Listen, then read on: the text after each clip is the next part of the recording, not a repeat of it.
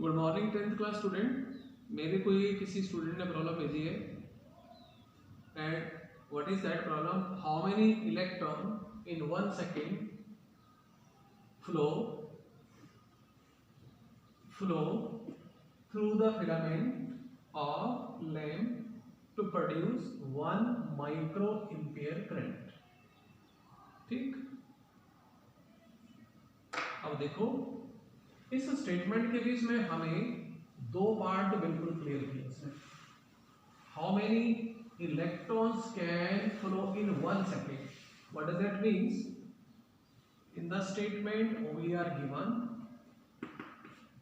t equal to 1 second. Number 2, current is given us 1 micro ampere. Micro के लिए बच्चे ये नोटेशन होती है, A for ampere, and micro जो होता है it is 10⁻⁻⁶ and A for ampere. इतना करंट दिया हुआ हमें, फाइंड क्या करना हमें? नंबर ऑफ इलेक्ट्रॉन्स, कि इस लेवल का करंट फ्लो करे फिलामेंट ऑफ लैम्प में, उसके लिए कितने इलेक्ट्रॉन फ्लो करें, क्योंकि इलेक्ट्रॉन की फ्लो ही बेटा बेसिकली करंट की प्रोडक्शन के लिए रिस्पॉन्सिबल होती है। तो इसमें आपने क्या करना है? नंबर ऑफ इलेक्ट्रॉन्स फाइंड करना है।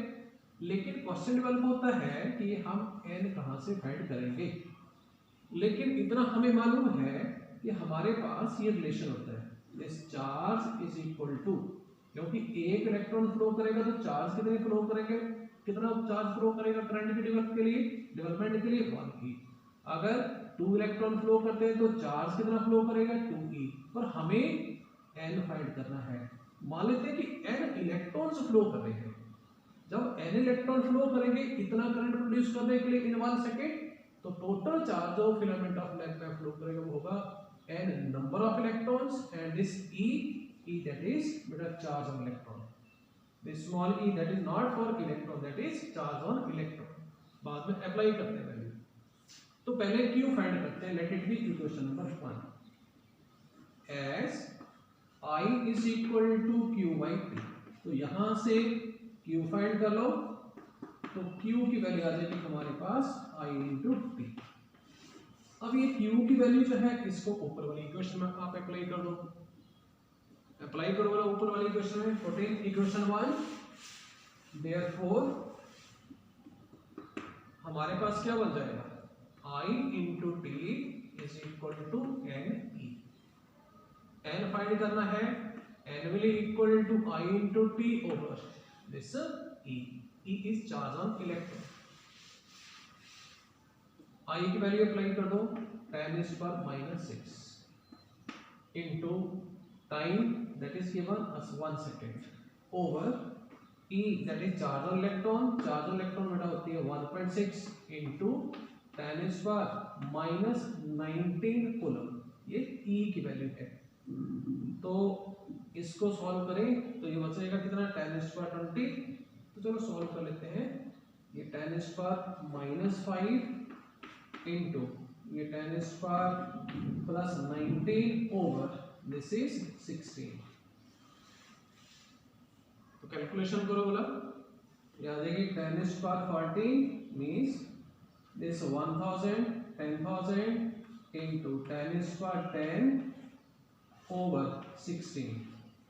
ऐसे भी लिखा जा सकता है, क्योंकि ये क्या बना 10⁻40। तो ये 10⁻, कितना 1 2 3 4, ये 10⁻14 है बच्चे।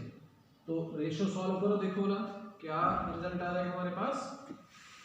सो finally we will get what, divide करके देखो बोला, ये बच्चे बेस सी में तो पावर ऐड नहीं हो जाएगी, तो 10⁻14 रह जाएगी, 10⁻14 को ऐसे लिखते हैं।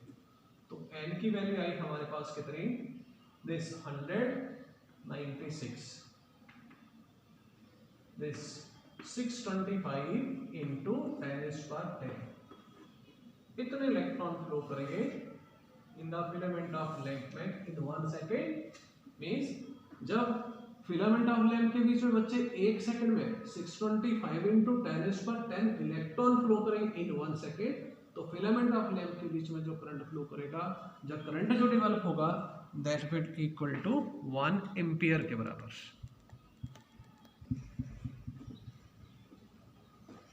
अनदर प्रॉब्लम जो किसी बच्चे ने भेजी थी कि भाई रेजिस्टिविटी का कॉन्सेप्ट बताइए क्या होता है। रेजिस्टिविटी एंड रेजिस्टेंस में क्या फर्क है, क्या डिफरेंस है। रेजिस्टिविटी के लिए बच्चे नोटेशन हमारे पास होते हैं रो।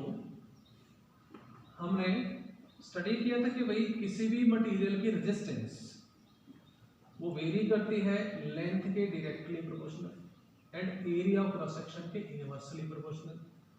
अगर इस फैक्टर ऑफ डिपेंडेंस को मैं यहाँ से रिमूव करूँ तो मेरे पास यही फार्मूला ये बन जाएगा, R is equal to rho L by A.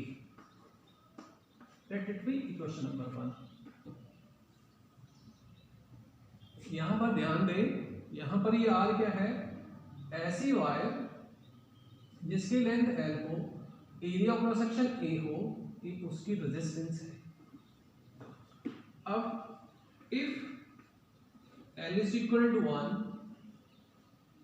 And A is equal to 1, then R की वैल्यू क्या बन जाएगी, R will equal to rho, means rho will equal to R।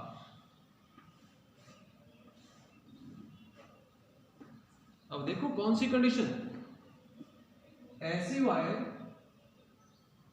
जो यूनिट लेंथ वाली हो, यूनिट एरिया क्रॉस सेक्शन वाली हो, उसकी जो रेजिस्टेंस होगी बच्चे वो होगी resistivity of the wire material. ये रो क्या चीज है, रो है रेजिस्टिविटी। किसकी रेजिस्टिविटी है ये, ऐसी वायर की जिसकी लेंथ थी L, एरिया क्रॉस सेक्शन था capital A and resistance R।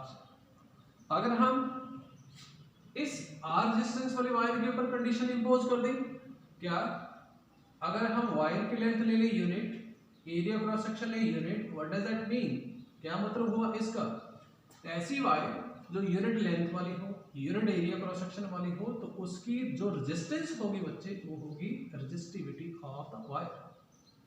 Means अगर मैं इस पीस ऑफ चॉक को मान लेते हैं, ये मेरे पास कम से कम मान लेते 20 सेंटीमीटर वाली थी, इस एरिया क्रॉस सेक्शन बच्चे इसका ये वाला, तो 20 सेंटीमीटर वाली मटेरियल वायर की जो जो ऑब्स्ट्रक्शन होगी उसको हम नाम देंगे रेजिस्टेंस।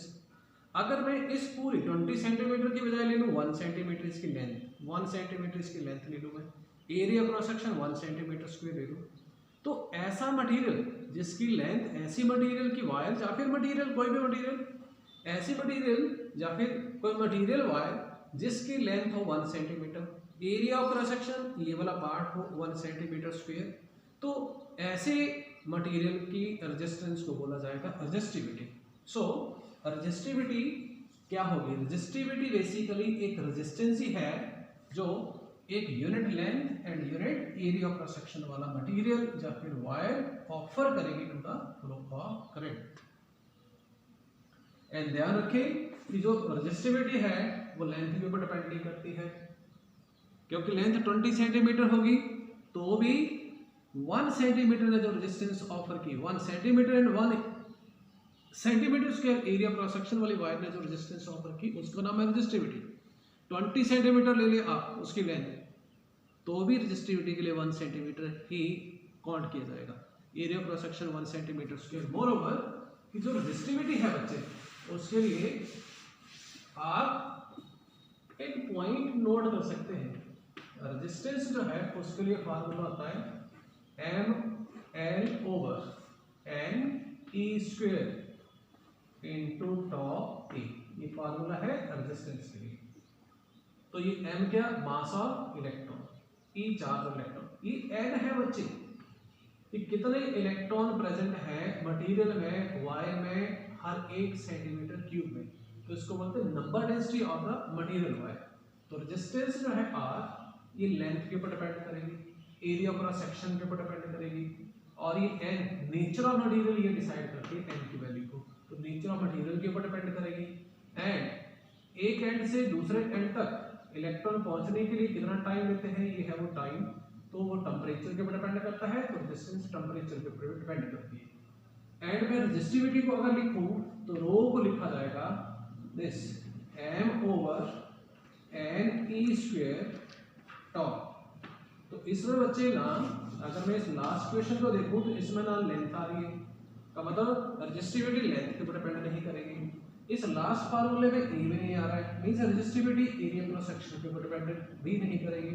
इसमें क्या आ रहा है, एन आ रहा है, means number density of electron आ रही है, means resistivity nature of material के ऊपर डिपेंड करेगी एंड टेम्परेचर के ऊपर, क्योंकि ये टॉ टेम्परेचर के ऊपर डिपेंड करता है। तो देखो आप मान लेते हैं मेरे पास एक वायर है 20 सेंटीमीटर लेंथ वाली, कितनी 5 ओम रेजिस्टेंस वाली। अगर मैं उसको खींच दूं, खींच करके उसको कम से कम 1 मीटर तक ले आऊं तो लेंथ बढ़ गई, लेंथ बढ़ गई तो आर बढ़ेगी। पर बच्चे लेंथ का तो कोई इफेक्ट नहीं हो रहा रो के ऊपर, सो दैट्स व्हाई रो की वैल्यू ऐसा रहेगी।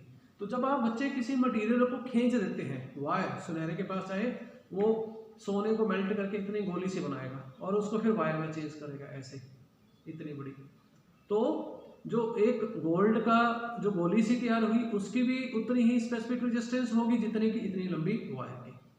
क्यों ऐसा हो रहा है, क्योंकि वायर तो बेसिकली गोल्ड की बनी है, वो गोली से भी गोल्ड की बनी है, तो नेचर ऑफ मटेरियल तो चेंज हुआ नहीं, लेंथ चाहे जितनी मर्जी बड़े कर दे, नेचर ऑफ मटेरियल चेंज नहीं हुआ। मीन्स किसी मटेरियल को जब हम खींचते हैं तो उससे अंदर वाला मटेरियल चेंज नहीं होता है, मीन्स अंदर वाले मटेरियल की नेचर चेंज नहीं होती है। सो दैट्स व्हाई रेजिस्टिविटी कभी भी चेंज नहीं होगी किसी मटेरियल वायर को स्ट्रेच करने से, क्योंकि खींचने से नेचर ऑफ मटेरियल थोड़ी चेंज होते, फिर तो मजा आ जाने पढ़ाना मैंने जरूरी है। लोहे की वायर को खींचने लगा होना था मैंने कि लोहा अगर गोल्ड में चेंज होता है, खींचने से लोहे की वायर खींचने से अगर गोल्ड में चेंज हो जाती तो नेचुरली मैंने उसको खींचना था, लेंथ को बढ़ा देना था। पर खींचने से रेजिस्टेंस चेंज होती है बेटा, नेचर ऑफ मटेरियल चेंज नहीं होता है। तो नेचर ऑफ मटेरियल चेंज नहीं होगा तो resistivity my dear student change नहीं होगी।